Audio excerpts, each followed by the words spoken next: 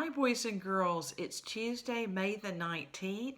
So I want to give a shout out to Balin Sayre and to Caden Pendergrass. Yesterday, I did not have time to go over the iReady, so let me do that today. This is for last week. These are the children that made a 100%, or they passed 100% of their lessons, I should say. Landon Ashley, Briley Chappis, Caitlin Dixon, Nola Ellis, Harper McCoy, Cole Neal, Hunter Prouty, Jerry Randall, Kyler Seymour. And these children spent some good time on their iReady. Landon Ashley was 2 hours and 41 minutes. Wyatt Carter, 3 hours and 15 minutes. Briley, 1 hour and 4 minutes. Greer, 1 hour and 35 minutes. Georgia, 2 hours and 12 minutes. Let's see. Christian, 3 hours and 7 minutes. Ariana, 4 hours. Harper, 1 hour and 25 minutes. Hunter, 1 hour exactly. Jerry, 1 hour. Sarah-Lyn, 3 hours and 2 minutes. And Olivia, 3 hours and 45 minutes. So very good. For the fourth quarter, and we just have a few more days left for AR, here are the children that have over 50% of their goal.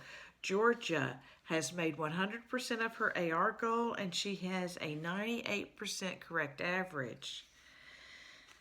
Hunter has 82% of his AR goal with 81% correct average. That's good, Hunter.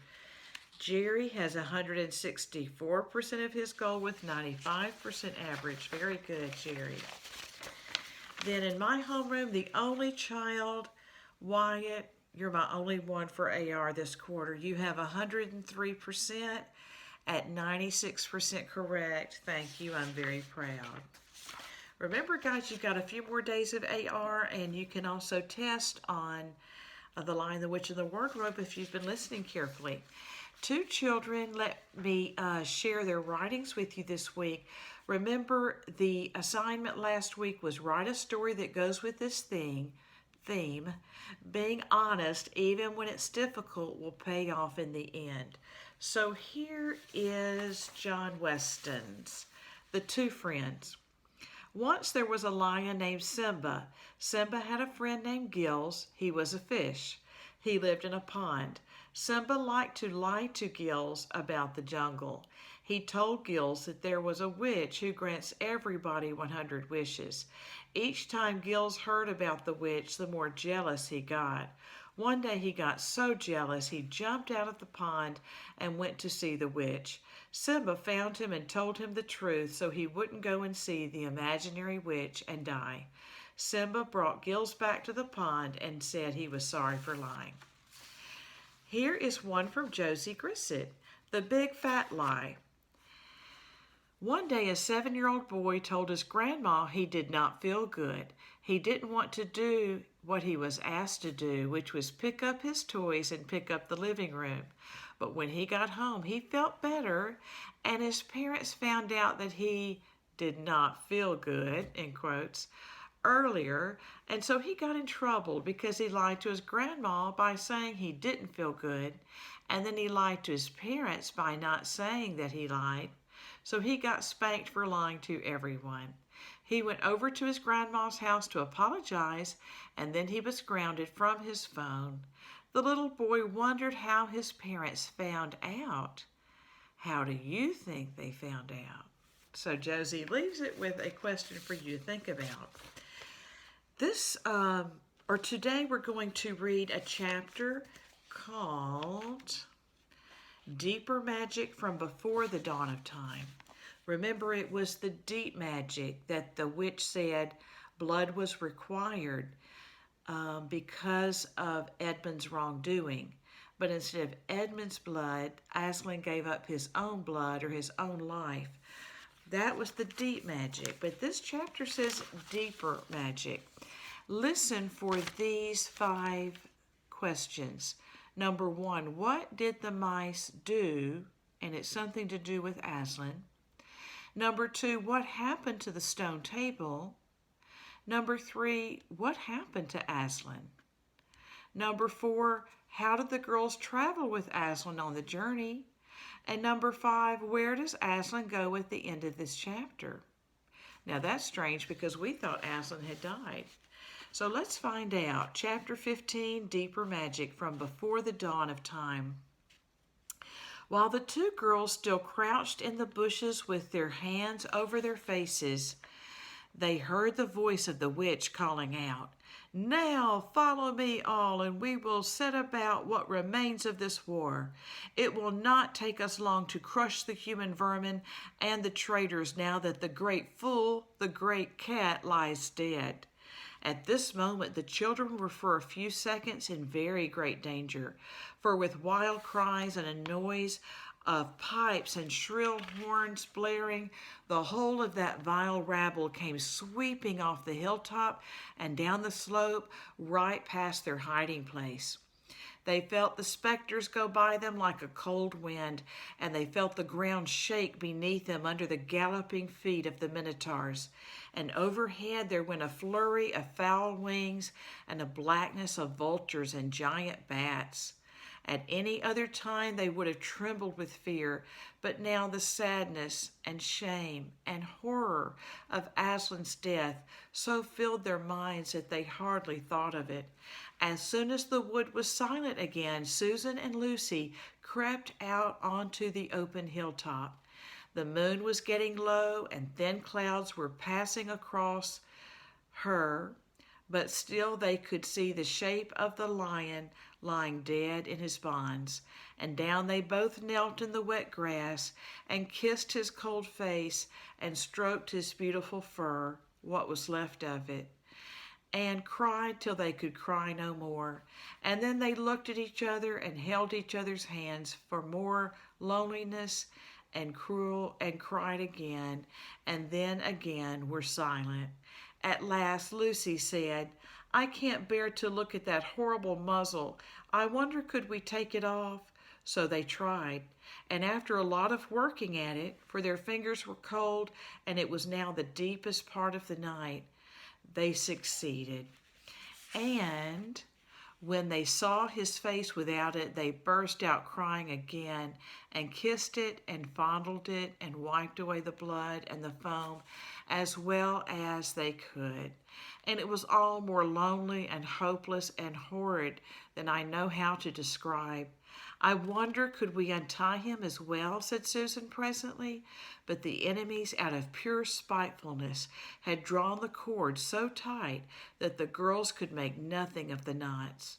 I hope no one who reads this book has been quite as miserable as Susan and Lucy were that night. But if you have been, if you've been up all night and cried till you have no more tears left in you, you will know that there comes in time a sort of quietness. You feel as if nothing was ever going to happen again. At any rate, that was how it felt to these 2. Hours and hours seemed to go by in this dead calm, and they hardly noticed that they were getting colder and colder. But at last Lucy noticed 2 other things. One was that the sky on the east side of the hill was a little less dark than it had been an hour ago. The other was some tiny movement going on in the grass at her feet. At first she took no interest in this. What did it matter? Nothing mattered now. But at last she saw that whatever it was had begun to move up the upright stones of the stone table. And now whatever they were moving about on Aslan's body. She peered closer. They were little gray things. "Yuck," said Susan from the other side of the table. "How beastly. There are horrid little mice crawling all over him. Go away, you little beasts." And she raised her hand to frighten them away. Wait, said Lucy, who had been looking at them more closely still. Can you see what they're doing? Both girls bent down and stared. I do believe, said Susan. But how queer. They're nibbling away at the cords. That's what I thought, said Lucy. I think they're friendly mice. Poor little things, they don't realize he's dead. They think it'll do some good untying him. It was quite definitely lighter by now. Each of the girls noticed for the first time the white face of the other. They could see the mice nibbling away, dozens and dozens, even hundreds of little field mice. And at last, one by one, the ropes were all gnawed through. The sky in the east was whitish by now, and the stars were getting fainter, all except one very big one, low down on the eastern horizon. They felt colder than they had been all night. The mice crept away again. The girls cleared away the remains of the gnawed ropes. Aslan looked more like himself without them. Every moment his dead face looked nobler as the light grew and they could see it better. In the wood behind them, a bird gave a chuckling sound. It had been so still for hours and hours that it startled them. Then another bird answered it. Soon there were birds singing all over the place. It was quite definitely early morning now, not late night. I'm so cold, said Lucy. So am I, said Susan. Let's walk about a bit. They walked to the eastern edge of the hill and looked down. The one big star had almost disappeared. The country all looked dark, gray, but beyond, at the very end of the world, the sea showed pale. The sky began to turn red. They walked to and fro more times than they could count between the dead Aslan and the eastern ridge, trying to keep warm. And oh, how tired their legs felt. Then at last, as they stood for a moment looking out toward the sea and Cair Paravel, which they could now just make out, the red turned to gold along the line where the sea and the sky met, and very slowly up came the edge of the sun. At that moment, they heard from behind them a loud noise, a great cracking, deafening noise, as if a giant had broken a giant's plate. What's that? Said Lucy, clutching Susan's arm. I feel afraid to turn around, said Susan. Something awful is happening. They're doing something worse to him, said Lucy. Come on. And she turned, pulling Susan round with her. The rising of the sun had made everything look so different. All colors and shadows were changed that for a moment they didn't see the important thing. Then they did. The stone table was broken into two pieces by a great crack that ran down it from end to end, and there was no Aslan. Oh, oh, oh, cried the two girls, rushing back to the table. Oh, it's too bad, sobbed Lucy. They might have left the body alone. Who's done it? Cried Susan. What does it mean? Is it more magic? Yes, said a great voice behind their backs. It is more magic. They looked around. There, shining in the sunrise, larger than they had seen him before, shaking his mane, for it had apparently grown again, stood Aslan himself. Oh, Aslan, cried both the children, staring up at him, almost as much frightened as they were glad. Aren't you dead then, dear Aslan? Said Lucy. Not now, said Aslan. You're not asked Susan in a shaky voice. She couldn't bring herself to say the word ghost. Aslan stooped his golden head and licked her forehead. The warmth of his breath and a rich sort of smell that seemed to hang about his hair came all over her. Do I look like it? He said. Oh, you're real. Oh, Aslan, cried Lucy, and both girls flung themselves upon him and covered him with kisses. But what does it all mean? Asked Susan, when they were somewhat calmer. It means, said Aslan, that though the witch knew the deep magic, There is a magic deeper still which she did not know. Her knowledge goes back only to the dawn of time, but if she could have looked a little farther back into the stillness and the darkness before time dawned, she would have read there a different incantation. She would have known that when a willing victim who had committed no treachery was killed in a traitor's place, the table would crack and death itself would start working backward. And now, oh yes, now, said Lucy, jumping up and clapping her hands. Oh, children, said the lion, I feel my strength coming back to me. Oh, children, catch me if you can. He stood for a second, his eyes very bright, his limbs quivering, lashing himself with his tail. Then he made a leap high over their heads and landed on the other side of the table.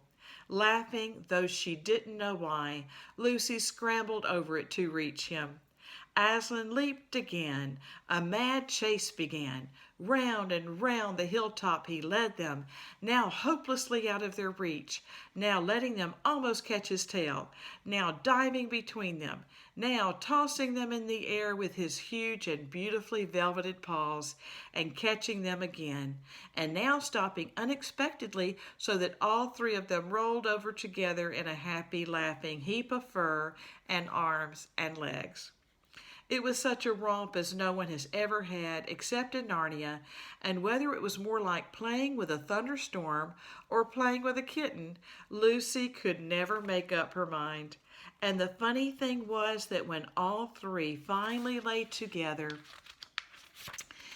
panting in the sun, the girls no longer felt in the least tired or hungry or thirsty. And now, said Aslan presently, to business. I feel I am going to roar. You had better put your fingers in your ears. And they did. And Aslan stood up, and when he opened his mouth to roar, his face became so terrible that they did not dare to look at it. And they saw all the trees in front of him bend before the blast of his roaring, as grass bends in a meadow before the wind. Then he said, We have a long journey to go. You must ride on me. And he crouched down, and the children climbed onto his warm golden back, and Susan sat first, holding on tightly to his mane, and Lucy sat behind, holding on tightly to Susan. And with a great heave he rose underneath them and then shot off, faster than any horse could go, downhill and into the thick of the forest. That ride was perhaps the most wonderful thing that happened to them in Narnia. Have you ever had a gallop on a horse? Think of that. And then take away the heavy noise of the hoofs and the jingle of the bits, and imagine instead the almost noiseless padding of the great paws. Then imagine, instead of the black or gray or chestnut back of the horse, the soft roughness of golden fur and the mane flying back in the wind. And then imagine you are going about twice as fast as the fastest racehorse. But this is a mount that doesn't need to be guided and never grows tired. He rushes on and on, never missing his footing, never hesitating, threading his way with perfect skill between tree trunks, jumping over bush and briar and the smaller streams, wading the larger, swimming the largest of all.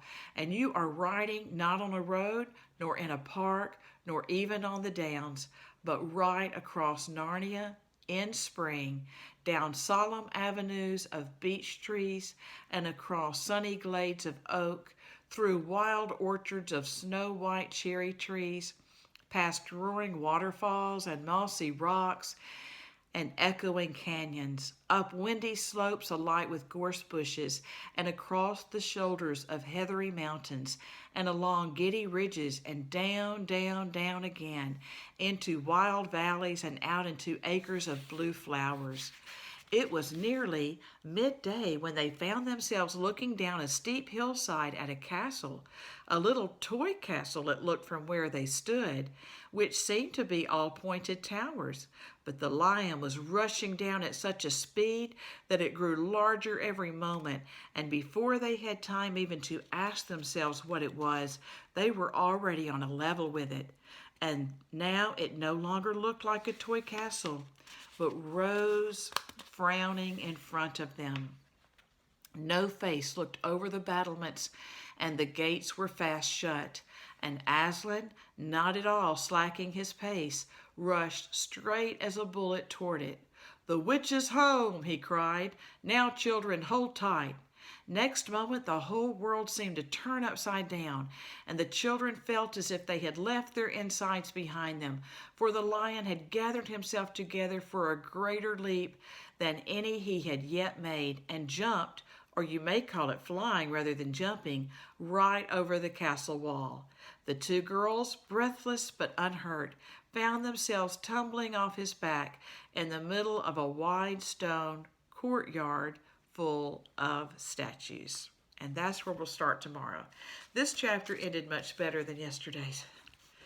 Okay, guys, get ready for your 5 questions. Number 1, what did the mice do?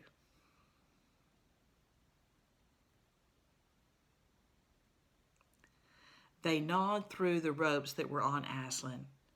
Number 2, what happened to the stone table?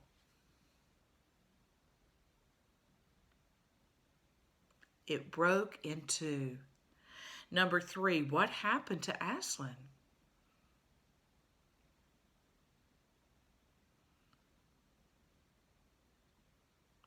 He rose from the dead. Number 4, how did the girls travel with Aslan on the journey?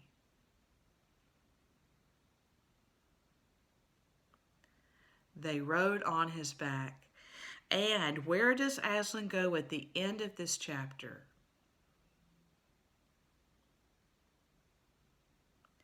The witch's castle. So guys, we'll start there tomorrow. Have a good day.